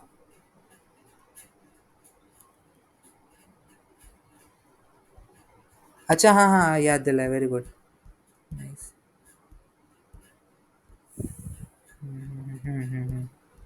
हाँ, ओके, 10 मिनट बाकी है, so nice. Fe plus HNO3, FeNO3 twice plus NH4NO3 H2O, the coefficient of this is this is iron plus HNO3 giving rise to iron NO3 twice plus NH4NO3 plus H2O। अगर आप पूरा compound as it is लिख दो, इसे as it is लिखो और फिर analyse करो कि आयरन जो है वो 0 से जा रहा है +2, या आयरन 0 से जा रहा है +2, और जो NO3 माइनस के अंदर नाइट्रोजन +5 पे है, यहाँ पर भी NO3 है, वो भी +5 वाला ही है, यहाँ पर भी NO3 है, वो भी +5 वाला है, लेकिन ये जो NH4+ है उसमें नाइट्रोजन -3। तो नाइट्रोजन बहुत अजीब बिहेवियर दिखा रहा है कि थोड़े उसके +5 पे रह गए, थोड़े -3 पे चले गए, तो आधा अधूरा काम हो रहा है, आधा आधा हो रहा है, एग्जैक्ट आधा नहीं, लेकिन कुछ जा रहा है NO3 माइनस में, कुछ जा रहा है NH4+ के रूप में। तो हमें इस चीज़ का ख्याल रखना है कि कुछ को इधर भेजना है और कुछ को इधर। मान लो कि NO3 माइनस है ही नहीं, बाकी वाले कंपाउंड्स ये सब इग्नोर करो, सिर्फ इसे देखो। एन फैक्टर बताओ इसका क्या होगा, 5 से -3 8, इसका एन फैक्टर क्या होगा, 0 से +2 2, तो इसे × 4 करना पड़ेगा, कर दिया। अभी चार्ज बैलेंस करो, कोई चार्ज है ही नहीं तो प्रॉब्लम है ही नहीं। हाइड्रोजन बैलेंस करो, हाइड्रोजन बैलेंस करने से पहले आपको एक बहुत ऑब्वियस चीज़ बैलेंस करना पड़ेगा, वो है NO3। क्यों? क्योंकि NO3 राइट साइड पे हमने सोचा कि नहीं है, लेकिन NO3 एक्चुअल में है। और कितने NO3 है, 4 2s are 8 और 9 NO3 है, तो लेफ्ट साइड भी 9 NO3 डाल दो। लेकिन NO3 अकेले थोड़ा ना आता है, H के साथ आता है, तो 9 HNO3 डालो, तो कुल मिला के हो गए 10। हम कहते हैं कि ये जो 9 HNO3 है वो एज इट इज फाइनली दिखे, इसलिए इनको कहते हैं स्पेक्टेटर आयन। स्पेक्टेटर मतलब वो रिडॉक्स में पार्ट नहीं ले रहा है, लेकिन वो है। ओके, तो 4 + 10 HNO3 is this plus this. अभी हाइड्रोजन बैलेंस करो कि लेफ्ट साइड पे कितना हाइड्रोजन है, 10 हाइड्रोजन, राइट साइड पे कितने, 4 + 2 6 हाइड्रोजन, तो और यहाँ पर और 4 चाहिए, यानी कि यहाँ पर 3 बना दो, तो 3 2 6 हो गया, 6 + 4 10, तो 10, बस खत्म। ये क्वेश्चन, जो भी आंसर होगा वो मार्क कर लो। दूसरा मेथड ऐसा है कि आप आयॉन्स के साथ खेलो, क्योंकि HNO3 एक एसिडिक मीडियम है, तो बस सोच लो कि कोई एसिडिक मीडियम है, लेकिन ये बैक ऑफ द माइंड याद रखो कि ये जो एसिडिक मीडियम है वो HNO3 है, लेफ्ट साइड पे Fe है और NO3 माइनस है, जो राइट साइड पे NH4 प्लस और Fe+2। मैं सिर्फ वही लिख रहा हूँ जो रिडॉक्स में पार्ट कर रहे हैं। तो इसका n फैक्टर हो गया 2, इसका n फैक्टर हो गया 5, सॉरी 8। तो हम इसे वैसे ही मल्टीप्लाई करेंगे same to same method. 4 colour बदलता हूँ। अरे हाँ हाँ, n फैक्टर इसका हो गया 4, ये हो गया 4। चार्ज बैलेंस करो, यहाँ पर है -1, यहाँ पर है 4 2 ज़ार 8 प्लस 1 9। तो हमें 10H प्लस चाहिए, तो 10H प्लस ऐड कर दिया। अभी हाइड्रोजन बैलेंस करो, तो यहाँ पर है 10 हाइड्रोजन, यहाँ पर है 4 हाइड्रोजन, तो 3H2O डाल दिया। तो बस अभी हमारा क्या रिएक्शन बन के आया है, 4Fe प्लस एन, दिख रहा है ना स्क्रीन, बहुत लाइट वाला पेन लिया मैंने, NO3 minus plus 10H plus giving rise to NH4 plus plus 4Fe plus 2 plus 3H2O। अभी क्योंकि हमें HNO3 के रूप में फाइनली लिखना है, तो इन दोनों में से एक NO3 माइनस तो मिला के HNO3 लिख सकते हो, लेकिन 9H प्लस बच गया। तो इसे भी अगर हमें पूरा करना है तो 9NO3 माइनस ऐड कर दो दोनों साइड। तो क्या बन जाएगा, 4Fe प्लस ये 9HNO3 बना दिए तो टोटल 10HNO3, और लेफ्ट साइड पे एक NH4 प्लस है तो वो एक NO3 माइनस लेके NH4NO3 बना दिया। बाकी के जो 8 NO3 है वो ये खा जाएगा FeNO3 ट्वाइस, और 4 FeNO3 ट्वाइस बना लेगा, खत्म। तो ये एक मेथड है जिसपे आप सिर्फ जो भी कंपाउंड, जो भी एलिमेंट्स ऑक्सीडाइज हो रहे हैं, आप सिर्फ वही एलिमेंट्स को लिख रहे हो, सिर्फ वही कंपाउंड्स को लिख रहे हो, वही आयॉन्स को लिख रहे हो, या फिर आप पूरा का पूरा कंपाउंड्स को स्पेक्टेटर आयन वाला कॉन्सेप्ट लगा के करो। स्पेक्टेटर आयन वाला थोड़ा डाउटफुल हो सकता है, बट ये वाला ओके। अगर आप स्पॉट कर लिए कि कौन सा चेंज कर रहा है, तो आप सिर्फ वही लिखो। ओके, क्लियर है क्वेश्चन? दो मेथड। हाँ ओके, सो इसे सेव करो। कुछ डाउट्स थे अलग से, हाँ ये जो लास्ट वीक मैंने बोला, ये ऐसे जो क्वेश्चन होते ना, जो था कि मैं I was not able to give a proper explanation, ये क्वेश्चन मोस्टली याद रखने वाला ही है। पूछा है कि स्ट्रॉन्गेस्ट ऑक्सीडाइजिंग एजेंट कौन सा है, तो अगर आप वैल्यूज से भी देखोगे KMnO4 का 1.5 है, K2Cr2O7 का 1.3, तो यहाँ पर तो आप बोल सकते हो कि MnO4 minus is a better oxidizing agent than Cr2O7 2 minus. एक और रीज़न ये कि क्रोमियम जो फाइनली क्रोमियम +3 को जाता है, ये वाला Mn+2 को जाता है।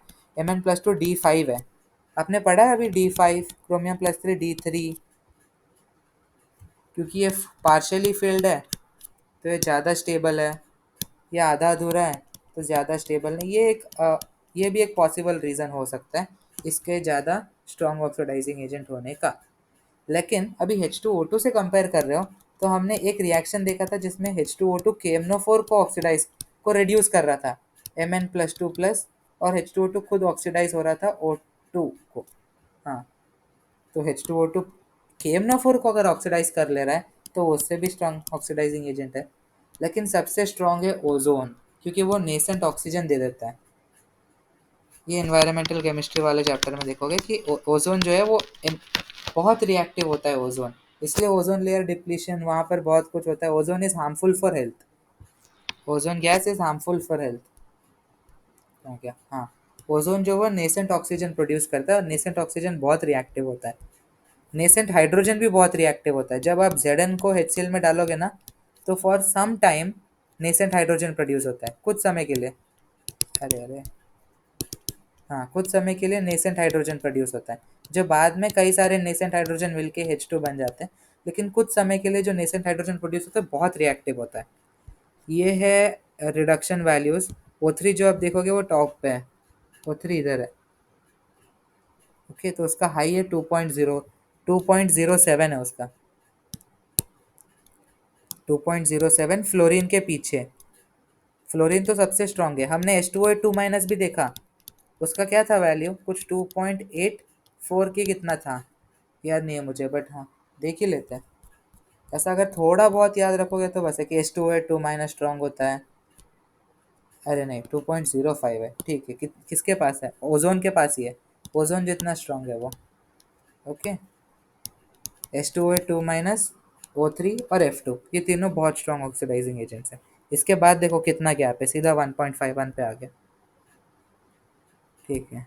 नेक्स्ट वाला जो सवाल है, which is the most reducing compound, इसका ऐसा था कि S-2 पे अपने लीस्ट पे, इसलिए वो अपने आप को बढ़ाना चाहेगा, सबसे ज़्यादा बढ़ाना चाहेगा क्योंकि वो लीस्ट पे है। यहाँ पर NO2- जो है वो इंटरमीडिएट पोजीशन पे है। Sn+2 भी अपने Sn0 और Sn+4 के बीच में। SO3 2 - S+4 वो भी अपने S0 और S+6 के बीच में। लेकिन ये जो S-2 पूरा लीस्ट है, तो वो अपने आप को पक्का बढ़ाना चाहेगा। So most reducing is this. ये वाला स्टूडेंट सेंट मी, बट ये रेलेवेंट नहीं है अभी के लिए। ये कोलॉइड प्रिपरेशन और कैटालिसिस वाले चैप्टर का है, केमिकल काइनेटिक्स वाला है। बट फिर भी अगर रिएक्शन को गेस करे, अच्छा रिडक्शन ऑक्सीडेशन वाला कुछ है।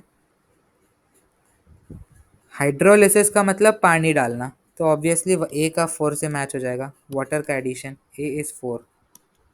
ओके, ए और सी हट गया, एलिमिनेशन करते हैं हम। डबल डिकम्पोजिशन गेस नहीं हो पा रहा है। यहाँ पर ऑप्शन 2 देखते हैं, ये जो आर्सेनिक है वो +3 है, फाइनली भी +3 है। ओके। सल्फर -2 है, ये भी -2 ही है। -2 है, -2 है, तो यहाँ पर कोई भी ऑक्सीडेशन रिडक्शन हो नहीं रहा है। तो ना ही इसको बी मैप होगा ना ही सी मैप होगा, मतलब ये डी है। तो डी इज 2, खत्म, गेस कर लिया ऑप्शन बी। फिर भी हम देखते हैं बाकी सब भी। AuCl3, Au is in +3 state और वो Au 0 में चला गया, तो फिर ये ऑक्सीडाइज हो रहा है ना। अच्छा, यहाँ पर ऐसा होता है कि भले ही दोनों, ऐसा खाली रिडक्शन या खाली ऑक्सीडेशन तो कभी होता नहीं है, जो भी होगा रिडॉक्स होगा। लेकिन ये जो टर्म्स है वो एक स्पेसिफिक टर्म है जो कोलॉइड के रिलेटेड है, कि कोलॉइड बन रहा है, कोलॉइड बनने के लिए ऑक्सीडाइज हो रहा है, रिड्यूस हो रहा है। तो ये आप ज़्यादा मत सोचो अभी। ओके, ये दोनों छोड़ दो। कभी भी होगा रिडॉक्स होगा, अभी के लिए इतना जानो कि रिडॉक्स रिएक्शन ही होता है, खाली ऑक्सीडेशन और खाली रिडक्शन नहीं होता है, वो सिर्फ हाफ सेल में होता है। Zn giving rise to Zn+2+2 electron कहाँ पर होगा? एनोड पे, सिर्फ एनोड पे। कैथोड पे क्या होगा? Copper+2+2 electron giving copper. ये कैथोड पे, इसे कहते हैं हाफ सेल रिएक्शन। ये एक हाफ सेल, ये एक हाफ सेल। जब इन दोनों को एक साथ करो तो फाइनल रिएक्शन में Zn+Copper+2 Zn+2+Copper, तब दोनों होता है। हाफ सेल रिएक्शंस में खाली ऑक्सीडेशन या खाली रिडक्शन हो सकता है, लेकिन जब पूरा रिएक्शन देखें तो रिडॉक्स होना चाहिए। Okay. Now what is the correct representation of reaction occurring when HCl is heated with MnO2? जब MnO2 को HCl के साथ हीट करो तो एसिडिक मीडियम में बोला तो था कि मैंगनीज जो कंपाउंड है वो Mn+2 में चले जाएगा। एसिडिक मीडियम में मैंगनीज +2 में रहता है, वीकली बेसिक में MnO2 में रहता है, और स्ट्रांगली बेसिक में MnO4 2-। ओके, तो ये Mn+2 को चले जाएगा, तो ये दो ऑप्शन लास्ट तो गलत है। और अगर MnO2 Mn+2 में जा रहा है यानी कि रिड्यूस हो रहा है, तो Cl- को ऑक्सीडाइज होना पड़ेगा Cl2 में, तो ये आंसर ऑप्शन। अच्छा, दो ऑप्शन है, ये गलत, तो या तो बी होगा या तो सी होगा। तो बस चेक करना है कि कौन सा बैलेंस है ना। इसमें इन्होंने कॉमन फैक्टर निकालना भूल गए, तो ये प्रॉपरली बैलेंस रिएक्शन नहीं है। 248 224, 2 का फैक्टर अगर निकाल लो तो ऑप्शन बी आएगा। Right. The species given below that does not show disproportionation. Disproportionation क्या होता है? हाँ हाँ हाँ, very good very good. Same element, same element, हाँ sorry, same compound, very good, same compound oxidise भी हो रहा है और रिड्यूस भी हो रहा है।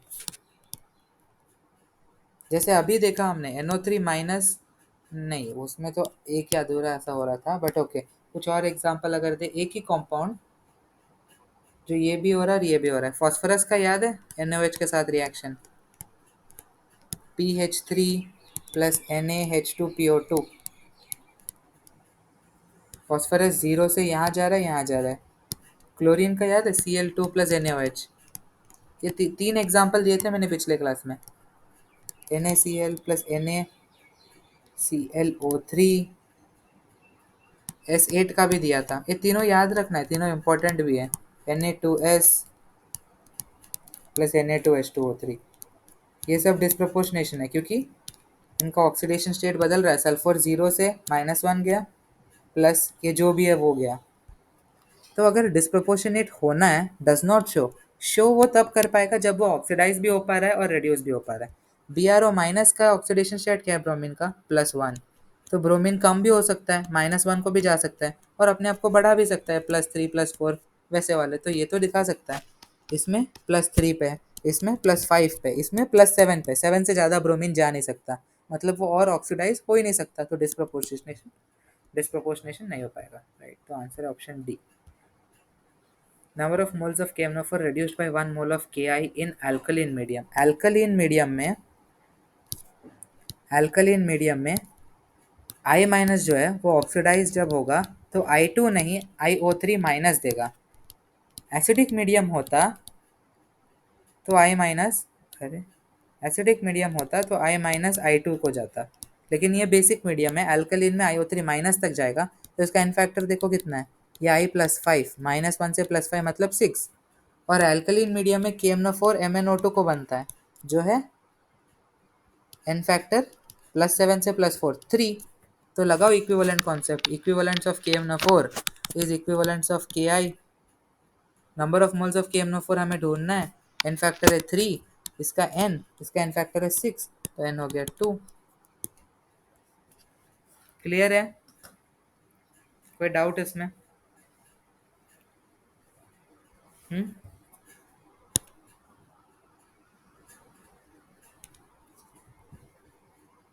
एक मिनट।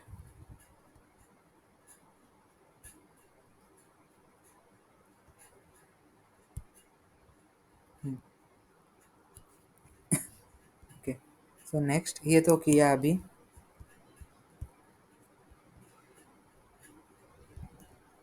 Cl2O7 + H2O2, हाँ ये पूछा गया था कि बैलेंस करना है, करते हैं। यहाँ पर क्लोरीन का ऑक्सीडेशन स्टेट है +7, O2 का -1, ये है +3, O2 का 0। मैं डायरेक्टली लिख रहा हूँ, किसी को कोई भी प्रॉब्लम हो तो बताना। +7 से +3 का जाना, एन फैक्टर हो गया 4, -1 नहीं, 4 नहीं, 4 × 2 8। क्यों? क्योंकि 2 क्लोरीन है, तो इसे 2 कर दो। H2O2, इसका 0 को जाना, एन फैक्टर हो गया 2, क्योंकि 2 ऑक्सीजन है। तो 8 और 2 का एलसीएम होता है 8, तो इसे इंटू 4 करेंगे, तो इंटू 4। अब करते हैं चार्ज बैलेंस। लेफ्ट साइड पे कोई चार्ज नहीं, राइट साइड पे है -2, 2 चार्ज, तो इसे 0 बनाने के लिए यहाँ पर 2H+ कर दिया। अब करेंगे हाइड्रोजन या फिर ऑक्सीजन। हाइड्रोजन करते क्योंकि हाइड्रोजन कम है, यहाँ पर 4 2 8 यहाँ पर 8 हाइड्रोजन है, राइट साइड पे 2 ही हाइड्रोजन है, तो इसे अगर बढ़ाना हो तो हम करेंगे 6 नहीं 3H2O। चेक कर लेते हैं, ऑक्सीजन 3, 4 2 8 + 3 11 + 4 15 7 2 15, हाँ ये सही है, यस, बस इतना ही है, फाइन। तो यहाँ पर रेडॉक्स ख़त्म होता है, ऑलमोस्ट सारे डाउट्स सबके कवर हो गए। ये तो हाँ, ये तो पिछले वाले में हो गया था। एक स्टूडेंट ने पूछा था एटॉमिक स्ट्रक्चर का, मुझे याद नहीं who is that student, but अगर आप अभी हो तो ये क्वेश्चन आपने पूछा था। हाँ हाँ, what's your name? Asmita, okay okay. So हाँ, so this question is for you. Photo electric emission is observed from a surface. Okay, तो आपको आइंस्टीन का वो पता है जो उसने डिराइव किया था, कि अगर एक मेटल सरफेस पे लाइट हिट हुआ तो क्या एजेक्ट हो रहा है? इलेक्ट्रॉन्स बाहर को आ रहे हैं, फोटो इलेक्ट्रॉन्स बाहर आ रहे हैं। जो भी इलेक्ट्रॉन है उन्हें फोटो इलेक्ट्रॉन कहते हैं। क्यों कहते हैं फोटो? क्योंकि लाइट के हिट होने से आ रहे हैं। हाँ हाँ, वेरी गुड, फोटॉन्स के फॉर्म में आ रहा है, और फोटो का मतलब क्या होता है? लाइट। ओके, सो वैसा। Okay, so maximum K E conservation of energy लगाते हैं। स्टार्टिंग में अगर एनर्जी h न्यू था, जो लाइट का एनर्जी है, this is equal to threshold frequency मतलब एक बैरियर होता है। इलेक्ट्रॉन जो है वो अपने मेटल के अंदर घूम रहा है, उसे मेटल से बाहर निकलने के लिए एक बैरियर क्रॉस करना पड़ेगा, और वो बैरियर है h nu not. New not क्या है?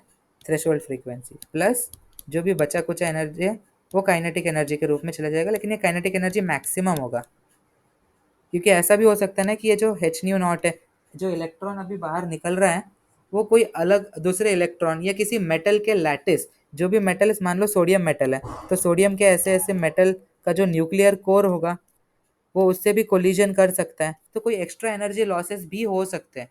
एनर्जी लॉस हीट के फॉर्म में भी हो सकता है, हम बोल नहीं सकते कि और क्या क्या एनर्जी लॉस होगा, इसलिए हम इसे के ई मैक्स कहते हैं कि this is the maximum possible, इससे ज़्यादा नहीं होने वाला।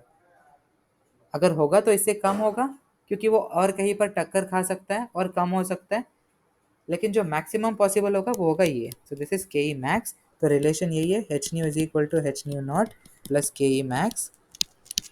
दो क्वेश्चन क्या था? Photoelectric emission is observe from a surface for two frequencies. एक बार न्यू वन भेजा, एक बार न्यू टू भेजा। बोल रहा है कि न्यू वन न्यू टू से ज़्यादा है। If the maximum K E in two cases are in the ratio 2:1, what is the threshold frequency? जब पहले बार न्यू वन भेजा तो एच न्यू नॉट प्लस मान लो कोई काइनेटिक एनर्जी के ई वन आया। जब दूसरे बार भेजा तो H nu naught plus K E to आया।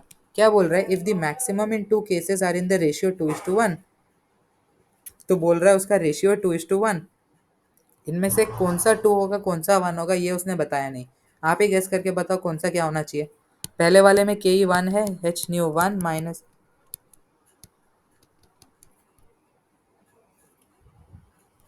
और इस ये इसीलिए क्योंकि nu one greater than nu two उन्होंने दे रखा है, और ये हो गया h nu two minus h nu. तो इसमें से पता चलता है क्योंकि nu one greater than nu two, तो K E one greater then के ई टू, तो ऑब्वियसली जो बड़ा वाला होगा वो के ई वन बचेगा। Very good. तो बोला कि उन्होंने 2:1 रेशियो, यानी कि के ई वन बाई के ई टू इज 2:1, तो के ई वन इज 2 के ई 2। तो सब्स्टिट्यूट कर दो सीधा, h nu one minus h nu o is 2 h nu 2 minus 2 h nu o. तो इसे राइट साइड भेजो, h nu o is 2 h nu 2 minus h nu 1। हमारा न्यू ओ क्या आया? 2 न्यू 2 माइनस न्यू 1। चाहिए क्या था हमें? यही चाहिए था ना। देन दी थ्रेशोल्ड फ्रीक्वेंसी, तो कोई गलत है क्या? अच्छा अच्छा अच्छा, अरे अरे ये क्या कर दिए लोग। 2 न्यू 2 माइनस न्यू 1, हाँ ठीक है। ऑप्शन 3 है इसका आंसर, बस very good fine. Asmita, is this clear? All right nice. चलो फिर मैं सेशन यहाँ एंड करता हूँ, रुको।